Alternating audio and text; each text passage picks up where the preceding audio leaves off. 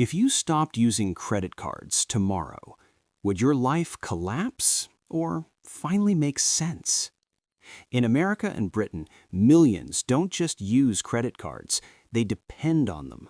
Groceries, rent, emergencies, lifestyle. What started as a convenience quietly became a system that decides who lives comfortably and who stays trapped. And here's the uncomfortable truth. This didn't happen by accident. Tonight, you'll discover how credit cards took over America and Britain, why young adults are the most profitable generation in history, and, most importantly, how to avoid becoming the product. But first, let's go back to a time when credit didn't exist the way it does now. Before plastic ruled wallets, money was simple. You earned, you saved, you waited. In the US and UK, debt carried shame, not rewards points. After the Great Depression, banks learned something terrifying. When credit disappears, economies freeze. So institutions like the Federal Reserve and the Bank of England supported controlled borrowing. At first, credit was restricted, only for emergencies. But soon, lenders asked a dangerous question. What if we made borrowing normal? Imagine explaining buy now, pay later to your grandparents. They'd think it's a prank. The 1950s introduced a quiet revolution. The first universal credit cards appeared, giants like Visa and MasterCard. No cash, no waiting, just swipe. In America, consumerism exploded.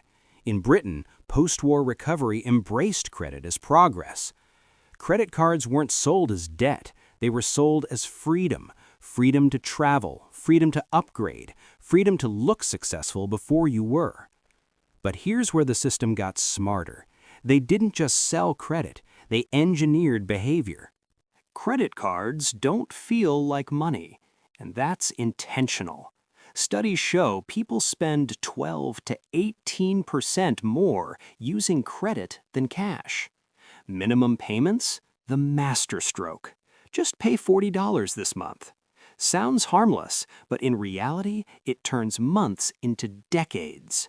Quick question, if minimum payments were good for you, why do banks push them so hard? Exactly. In both the US and UK, interest quietly compounds while lifestyles inflate. Today's 18 to 30-year-olds are the perfect customers, not because they're irresponsible, but because they're predictable. Rising rent, stagnant wages, social media pressure. Credit fills the gap between reality and expectation. In the US, student loans normalize debt early. In the UK, overdrafts and credit lines start young. Banks don't see risk, they see lifetime value. A customer in debt at 22 can still be paying interest at 42. But what happens when an entire generation lives on borrowed time? History already answered that. Every credit boom ends the same way. Overconfidence, overextension, collapse.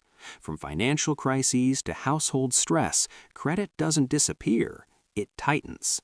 Limits drop, rates rise, access vanishes. Those who relied on credit panic. Those who understood the game prepare.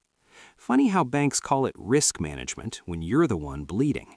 But this story isn't meant to scare you. It's meant. Credit isn't evil. Ignorance is expensive. The wealthy use credit as a tool, not a crutch. They borrow for assets, avoid lifestyle debt, control cash flow. Ask one question before every swipe. Is this building my future or stealing from it? Because the system doesn't reward effort, it rewards understanding.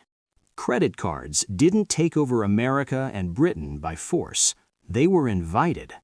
The real question isn't, should you use credit? It's, when the next financial shift happens, will you be trapped inside the system